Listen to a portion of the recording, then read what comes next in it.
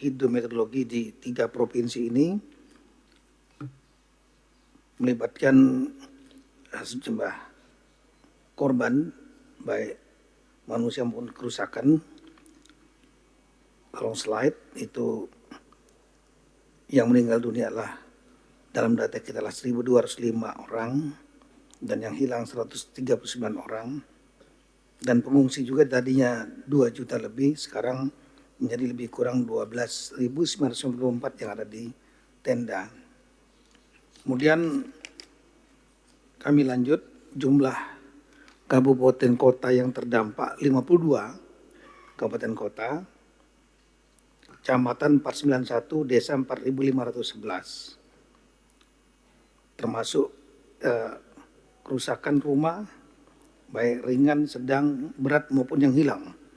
Kemudian fasilitas pendidikan yang rusak sesuai data, fasilitas kesehatan, kemudian juga jembatan yang rusak ataupun roboh, fasilitas ibadah, baik masjid maupun gereja, jalan, kemudian fasilitas umum lain, serta tadi pengungsi.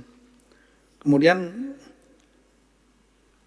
dari data yang di Sumatera Barat kami satu-satu, untuk Sumatera Barat pengungsi saat ini sudah 0, dari sebelumnya 16.164, ada yang sudah pulang kembali mendapatkan bantuan stimulan untuk rumah rusak ringan maupun sedang, sedangkan yang berat atau hilang tinggal di huntara maupun mendapatkan dana tunggu hunian.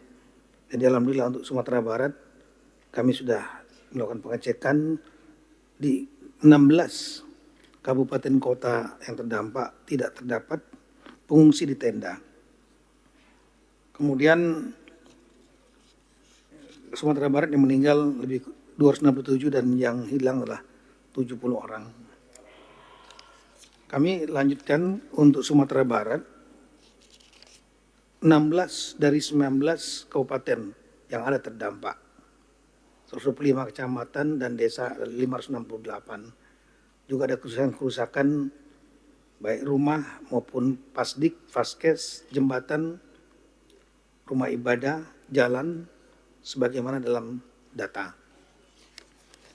Kemudian untuk Sumatera Utara yang wafat 376 dan yang hilang 40. Pengungsi yang semula 53.523 itu ada 850 lagi. Ini ada di satu tempat saja, yaitu di Tapanuli Tengah.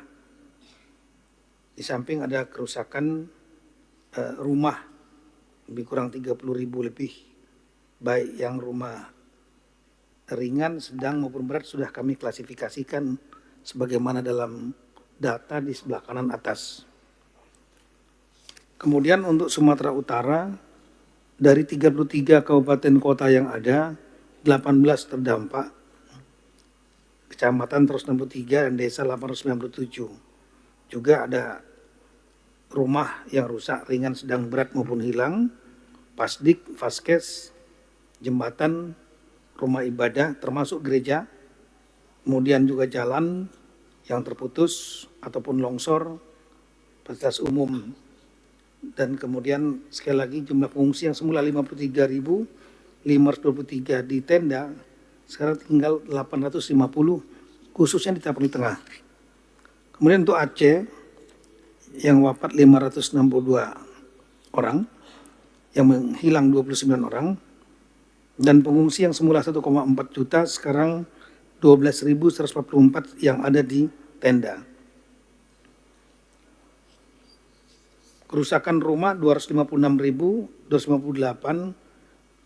dibagi sudah klasifikasi rumah ringan, sedang, dan berat. Sebagaimana dalam data yang sebelah kanan.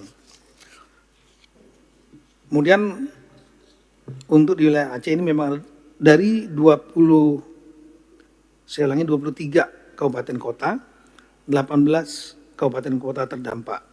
Kecamatan 203, desa atau kampung 3.046. Juga rumah yang ringan, sedang, dan berat dan hilang. Pasdik, Paskes, jembatan, ibadah. Kami lupa juga ada pertanian dan perkebunan juga, baik di Aceh maupun di Sumatera Utara dan di Sumatera Barat. Kemudian untuk jumlah korban pengungsi, sebagaimana data, untuk di Provinsi Aceh ada 12.144. Yang terbanyak adalah di Kabupaten Aceh Utara, 5.197 yang masih ada di tenda. Kemudian diikuti Aceh Tenggara, Aceh Tamiang, kemudian Aceh Timur, Bener Meriah, Biren, Gayo Luas, kemudian di Lok Semawe dan Nagan Raya. Untuk di Sumatera Utara, 850 yang masih mengungsi di tenda. Seperti diketahui bahwa beberapa hari yang lalu di Tapanuli Tengah terjadi banjir lagi, dan dari 18 kabupaten kota tinggal di Tapanuli Tengah yang tinggal di tenda sebanyak 850. Sementara 17 kabupaten kota lain tidak ada yang tinggal di tenda. Untuk Sumatera Barat, pengungsi yang masih tenda dalam catatan kami dan sudah kami ngecek seluruh kepala daerah yang ada, itu sudah nol, alhamdulillah. Tidak ada lagi yang tinggal di tenda. Kemudian kalau kami melihat dari polanya, hampir sama di Aceh, Sumatera Utara, dan Sumatera Barat. Di daerah dataran tinggi, umumnya yang terjadi adalah longsor. Karena hujan yang sangat lebat, longsor ini mengakibatkan jalan yang terputus, jembatan yang rusak. Di samping ada beberapa daerah memang juga ada banjir, terutama di yang di sungai. Kalau kota-kotanya sendiri, baik kota Aceh Tengah, Takengon, kemudian Gayo Luas, Bener Meriah, Aceh Tenggara tidak terdampak, tapi mereka terkunci. Itu yang membuat waktu itu awal-awal kesulitan logistik. Di daerah pegunungan ini hampir tidak pernah ada sekian puluh tahun bencana seperti ini, sehingga sistem logistik mereka itu mungkin 3 hari saja mampu. Itu yang terjadi di Takengon. Saat itu sempat akan terjadi demo karena kekurangan logistik. Dan kami sudah koordinasi dengan Bapak Mentan, Kepala Badan Pangan Nasional, dan juga Bulog dan Antara, agar stok pangan logistik, belajar dari kasus ini, agar di stok selama 3 bulan. Dan ini Pak Bulog, terutama beras, sudah minyak goreng, itu dikirim secara bertahap untuk kekuatan 3 bulan. Sumut sama, itu juga di daerah-daerah pegunungan, khususnya di Tapanuli Utara dan Humbang Hasdutan. Ini daerah-daerah yang umumnya terkena longsor. Kota-kotanya juga tidak masalah, seperti kota Tarutung, Siborong-borong, nggak masalah. Yang masalah adalah bukit yang longsor dan kemudian menutup jalan atau jalannya sendiri yang longsor, jembatan putus. Di daerah lowland sama seperti di Aceh, di daerah dataran rendah, problem yang terjadi adalah banjir yang membawa material dan lumpur, kayu terutama, dan kemudian membuat jalan jembatan terputus dan rumah-rumah termasuk kota seperti di Tamiang itu terendam dengan lumpur. Di Sumatera Barat persoalannya juga hampir sama. Di highlandnya, di lowlandnya lah, terutama di tanah datar dan di Agam. Tapi di daerah highlandnya umumnya terjadi adalah longsor, jembatan maupun jalan yang kemudian terdampak. Sedangkan di lowlandnya limbahan dari air, banjir, bandang, dan lumpur. Itu yang terjadi. Kemudian kami lanjut ke halaman 15. Ada beberapa kantor desa yang terdampak, rusak, juga balai desa. Dan ini nanti akan ada hubungannya dengan masalah TKD Bapak, Ibu. Balai desa yang terdampak, BUMDes, dan lain-lain.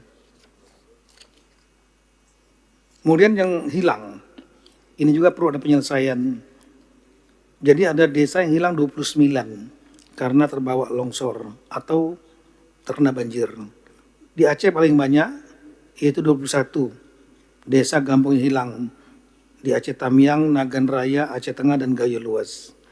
Sumatera Utara ada 8 desa yang hilang, khususnya di Tapsel dan Tapeli Tengah. Nama-nama desa juga ada di sana. Dan di Sumatera Barat alhamdulillah tidak ada desa yang hilang. Ini juga perlu penyelesaian, relokasi, dan juga administrasi pemerintahan desa nantinya.